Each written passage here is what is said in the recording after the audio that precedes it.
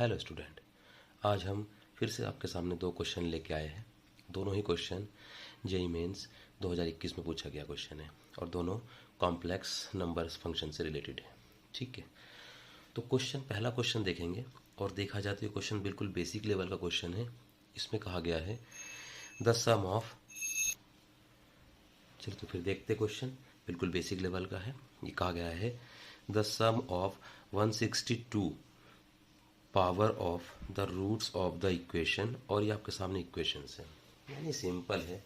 हमें क्या करना है, इस इक्वेशंस के रूट्स फाइंड करने हैं और रूट्स फाइंड करके उनकी पावर को 162 पावर करके उसका सम कर देंगे और जो भी वैल्यू आएगी वो देखेंगे। तो सिंपल ये क्यूबिक इक्वेशन है, इसको सॉल्व करते हैं और ये है कॉम्प्लेक्स नंबर से रिलेटेड, तो यानी कि इसके रूट्स कॉम्प्लेक्स फॉर्म में भी आएंगे। ठीक है, तो देखते हैं, सिंपल है।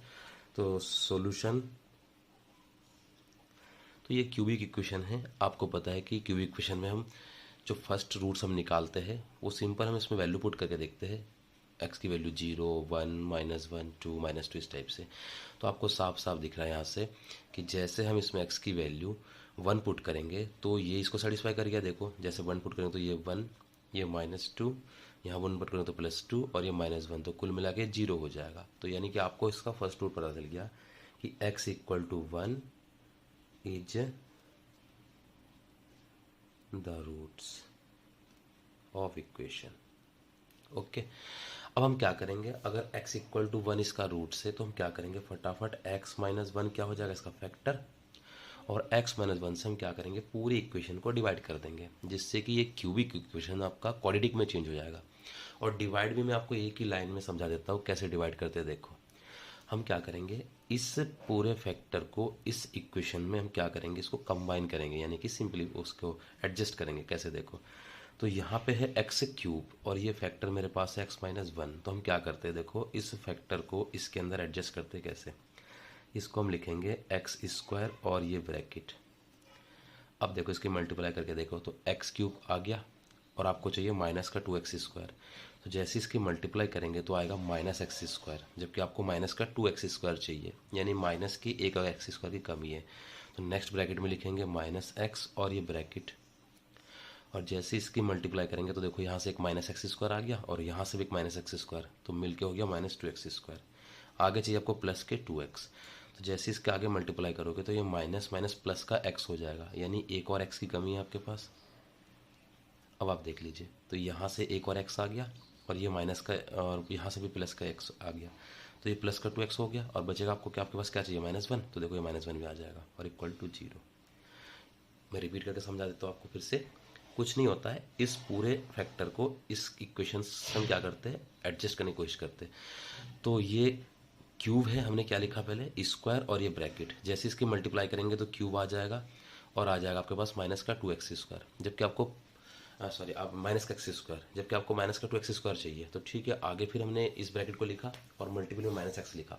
जैसे लिखा, इसकी मल्टीप्लाई करेंगे तो एक और -x² और यहाँ से भी एक और -x², तो मिल के हो जाएगा -2x²। और आगे जब मल्टीप्लाई करेंगे तो प्लस का x होगा, जबकि हमें प्लस का 2x चाहिए। तो हम क्या करते हैं, एक बार और ब्रैकेट को लिख देते हैं, तो एक x यहाँ से आ जाएगा, एक यहाँ से, तो प्लस का 2x और माइनस का 1 भी आ जाएगा। बस यहाँ से इस फैक्टर को बाहर निकाल देंगे कॉमन, तो अंदर क्या बचेगा आपके पास, x² - x प्लस का 1। ये तो बड़ा आसान हो गया फैक्टर। अब इसका जो फैक्टराइज करेंगे तो ये क्वाड्रेटिक फार्मूले से बन जाएगा आपका। तो एक तो हमारे पास पहले से वैल्यू आ गई थी x = 1, और एक इसको सॉल्व कर लेते हैं तो ये लग जाएगा quadratic formula, x = -b ± b² - 4ac/2a। तो देखो, अगर जब सॉल्व करेंगे तो यहाँ से आएगा 1 ± ये बचेगा -3, तो यानी कि √3i लिख सकता हूँ मैं इसको, और अपॉन का 2। तो x की तीनों वैल्यू आ गई मेरे पास। एक तो हमारे पास है 1, एक हमारे पास है 1 प्लस के √3i/2, और एक मेरे पास है 1 माइनस के 3i/√2। क्लियर। अब आप ध्यान से देखिए तीनों को, x की वैल्यू 1 और ये जो वैल्यू आपको दिख रहा है, देखो आपने कॉम्प्लेक्स में ओमेगा फंक्शन तो पढ़ ही रखा है कि ω² प्लस ओमेगा प्लस 1 = 0 और ओमेगा की पावर 3 = 1। तो यहाँ से जो ओमेगा की वैल्यू निकल के आती है ना, तो वो निकल के आती है -1 प्लस √3i/2 और जो ओमेगा स्क्वायर की वैल्यू आती है वो आती है -1 माइनस √3i/2। अब आप जब इन दोनों को ध्यान में रखते हुए इन दोनों को देखोगे ध्यान से, तो ये जो वैल्यू दिख रही है ये है माइनस ओमेगा स्क्वायर, क्योंकि यहाँ से अगर आप माइनस कॉमन लोगे तो बिल्कुल यही वैल्यू आ जाएगी, और यहाँ से भी जब माइनस कॉमन लेंगे तो ये वैल्यू आ जाएगी। तो कहीं ना कहीं मेरे पास एक्स की वैल्यू आई है एक 1, एक माइनस ओमेगा और एक माइनस ओमेगा स्क्वायर। ओके, अब क्या करना है, इन सब के पावर को 162 लिखेंगे और इनका सब सम कर देते हैं। तो देयरफॉर हमारा आंसर क्या है, देखो सम करेंगे इन सब का, तो यानी 1 की पावर 162 प्लस माइनस ओमेगा की पावर 162 और प्लस माइनस ओमेगा स्क्वायर की पावर 162। और आपको पता है कि 162 एक इवन नंबर है, तो जैसे इसका पावर करेंगे तो ये सारे नेगेटिव वैल्यू पॉजिटिव में आ जाएगी। तो ओमेगा की पावर 162 और यहाँ से भी ओमेगा की पावर 162 और इसके मल्टीपल में भी 2 पावर में। ठीक है, अब हम देखते हैं, हमें पता है कि ओमेगा क्यूब का मान क्या होता है 1, तो इन सबको 3 से डिवाइड करेंगे, जहाँ तक 3 से डिवाइड होगा वहाँ तक तो वैल्यू 1 आ जाएगी। तो यहाँ से आपके पास क्या आएगा, देखो जब इसको 3 से डिवाइड करेंगे तो ये हो जाएगा 3 5 सा बचेगा, ये तो पूरा 3 से डिवाइड हो रहा है आपका, क्योंकि 162 पूरा 3 से डिवाइड हो रहा है। देखो 3 से करेंगे तो 3 पंजे 15, ओके बचेगा कितना 1 और 3 चौके 12, तो ये पूरा 3 से डिवाइड हो रहा है तो इसकी वैल्यू 1। ये भी पूरा 3 से डिवाइड हो रहा है तो इसकी वैल्यू भी क्या 1, तो 1 का स्क्वायर क्या हो जाएगा फिर से 1, तो कुल मिला के इसका सम कितना आ गया 3। तो इस क्वेश्चन का जो आंसर है वो क्या है 3 है। इसे 3 से डिवाइड करके देखो तो ये पूरा पूरा डिवाइड हो जाएगा, और आपको पता है कि ओमेगा क्यूब की वैल्यू क्या होती है 1, तो जो जो 3 से डिवाइड होगा उसकी वैल्यू 1, तो ये पूरा 3 से डिवाइड हो रहा है, ये भी पूरा 3 से डिवाइड हो रहा है, तो 1 बचेगा, 1 का पावर 2, तो 1 ही आएगा आपका। ओके, चलिए फिर नेक्स्ट क्वेश्चन को देखते हैं। वो क्वेश्चन तो हमारा हो गया, उसका आंसर 3 आया था। ठीक है, अब नेक्स्ट क्वेश्चन क्या है, देखो ये भी कॉम्प्लेक्स नंबर से रिलेटेड है। इसमें बोला गया है कि जेड और ओमेगा 2 कॉम्प्लेक्स नंबर है, और साथ ही साथ ये कंडीशन आपके पास गिवन है कि मॉड जेड ओमेगा की वैल्यू 1, और साथ ही साथ एक कंडीशन और गिवन है, argument Z minus argument omega की वैल्यू 3π/2। तो आपको फाइंड करना है आर्गुमेंट 1 माइनस 2 आर्गुमेंट ओमेगा की वैल्यू 3π/2। तो आपको फाइंड करना है आर्गुमेंट 1 माइनस 2 जेड बार ओमेगा अपॉन 1 प्लस 3 जेड बार ओमेगा, इसकी वैल्यू हमें फाइंड करनी है। असल में ये क्वेश्चन हम ट्रिकी वेव से करेंगे, क्योंकि अगर इसको हम लॉन्ग वेव में ले जाएंगे तो क्वेश्चन काफ़ी लॉन्ग हो जाएगा। मैं आपको 2-3 ट्रिक बता दूंगा, ये क्वेश्चन ट्रिक से आपका 2 मिनट से पहले आपका ये क्वेश्चन हो जाएगा। ठीक है, देखो हमारे पास जो ये 2 कंडीशन गिवन है ना, हम क्या करेंगे, हम ट्रिक से देखेंगे कि ये 2 कंडीशन को सेटिस्फाई करने वाली हम जेड की और ओमेगा की वैल्यू ढूंढेंगे। जैसे कि सॉल्यूशन पहले चेक करते हैं, अगर ये ट्रिक काम आ गया तो यहाँ से सॉल्यूशन मिल जाएगा। कोई लंबा प्रोसेस नहीं है, सिंपल ट्रिक है। देखो कैसे, हमारे पास ये गिवन है, एक तो मॉड जेड ओमेगा की वैल्यू 1 ये गिवन है, और सेकंड हमारे पास ये गिवन है argument Z minus argument omega upon 3π/2। तो इसे भी ठीक से लिख लेते हैं, यहाँ आर्गुमेंट फॉर्मूला लगा देंगे। सबको पता है कि आर्गुमेंट जेड1 माइनस आर्गुमेंट जेड2 का फॉर्मूला होता है आर्गुमेंट जेड1 अपॉन जेड2, यानी कि argument Z upon omega. Okay, तो हमारे पास मुख्य रूप से ये 2 कंडीशन है। अब हम देखेंगे कि जेड और ओमेगा की कौन सी वैल्यू रखे जिससे ये दोनों कंडीशन हमारा सेटिस्फाई हो जाए। लाइक अगर मैं यहाँ पे जेड की वैल्यू 1 पुट कर देता हूँ और ओमेगा की वैल्यू में पुट कर देता हूँ आई, क्योंकि आपको पता है कि 1 का मॉड हो तब भी 1, -1 का मॉड तब भी 1, आई का मॉड वो भी 1 होता है, और माइनस आई का मॉड वो भी 1 ही होता है। तो जैसे मैं इन जेड की वैल्यू 1 और ओमेगा की वैल्यू आई पुट करता हूँ तो यहाँ से देखो ये सेटिस्फाई हो गया, 1 इंटू आई, यानी कि इसका मॉड 1 हो गया। अब मैं यहाँ रख के देखता हूँ कि क्या ये भी सेटिस्फाई करेगा कि नहीं, क्योंकि दोनों सेटिस्फाई करना चाहिए ना।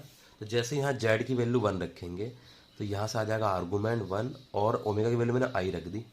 तो आपको पता है कि 1 अपॉन आई की वैल्यू क्या होती है, जब इस 1 को आई की पावर 4 रखेंगे तो घूम फिर के माइनस की मतलब माइनस आई दे देगा आपको।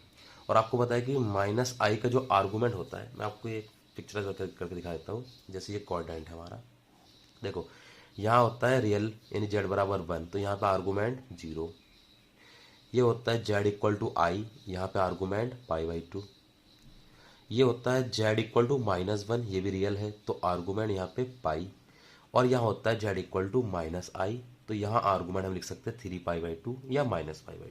ओके, तो आपको क्लियर दिख रहा है कि -i है, तो -i पे जो आर्गूमेंट है वो 3π/2 है, तो कहीं ना कहीं ये बिल्कुल सेटिस्फाई कर गया। जो हमने 2 वैल्यू रखी थी, एक जेड की वैल्यू 1 और एक ओमेगा की वैल्यू आई, तो आई और जेड दोनों ही इस जो हमारे पास कंडीशन है दोनों को सेटिस्फाई कर गया। तो हम इसमें भी रख के देखते हैं जो हमारे पास क्या वैल्यू आती है। तो हमें ये फाइंड करना है आर्गूमेंट 1 माइनस 2 जेड बार यानी 1 का बार तो 1 ही होगा, और ओमेगा की वैल्यू हमने आई पुट करी इसमें, और फिर से 1 प्लस 3 जेड बार की वैल्यू 1 और आई। तो अब इसे हम सॉल्व कर लेते हैं, इसका आर्गुमेंट वैल्यू निकालनी है। तो यहाँ से हमारे पास वैल्यू आ जाएगी आर्गुमेंट, सॉल्व कर लेंगे इसको फटाफट। तो 1 माइनस 2i और 1 प्लस 3i, फटाफट क्या करेंगे इसका रेशनलाइज करके आर्गुमेंट निकाल लेते हैं। तो आर्गुमेंट जब रेशनलाइज करेंगे तो ऊपर 1 माइनस 2i और 1 माइनस 3i आ जाएगा, और नीचे तो सबको पता है कि जब रेशनलाइज करेंगे तो एक बार जोड़ने एक बार घटाने का सम आ जाएगा।